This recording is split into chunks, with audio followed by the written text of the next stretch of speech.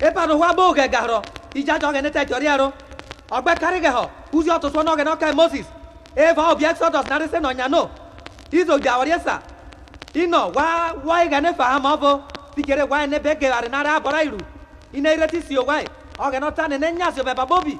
Merete re hairo ne fa bonana no. Wa ne be ga e wa ri no.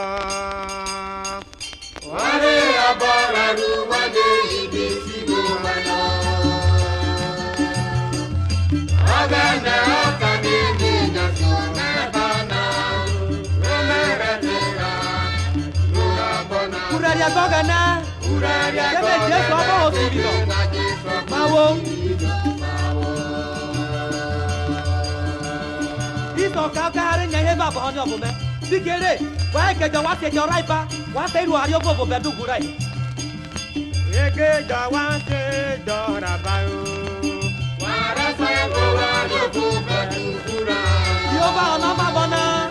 Jehovah ona ma. Oya ba me ari bobi. Uraria ma ko Jehovah.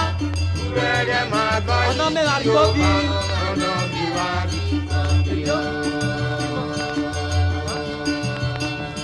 Wane ro uno na edi bibi jo ke bo wa kine wa jo wa no wa re kine go wa ene ra uno na yo edi bibi jo ke bo wa kine wa jo wa no le correte ba te ni obo me re ma yo re apa bo wa biru na bo bo ro wa biru na ko ta bo lo ru egba ta wa lo ru ura ya wa nya egba mo ba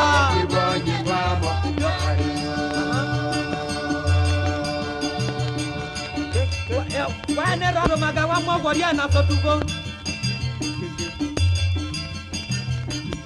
wa ene be tu si o manayo wa ko maga wa mo gori na so tugo awon bobi wa taro awon ma awon bobi wa taro awon hiro kene ro bobi ro maraga baroma re wa je na na hiro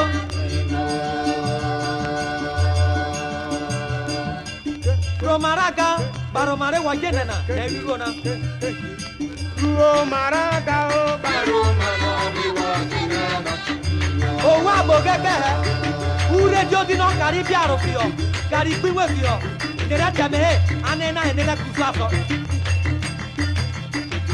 Romaraga o baroma no bi wa jena na le koga no beta como ego violeti uduso kubiso ya eba ba sabo di terreno awona kare wa ye na begaina ana gabie wa reno akarena Romaraga o baroma no bi wa jena na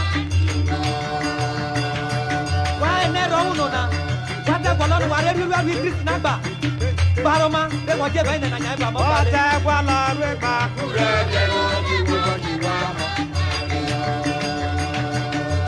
anu awon no bibo eba o dia saya izeze na wari ereno ono mere bia ono mere nya kome ada se bono Ote kwa la re ba ure je no bi wa jena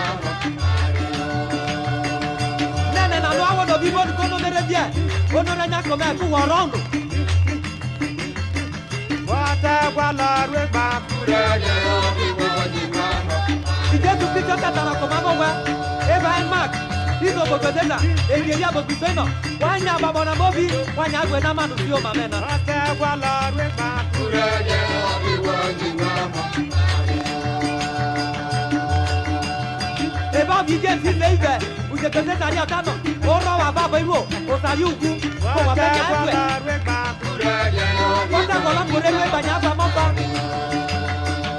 Ote kwa kene la na re tono na gbe kuru ye tare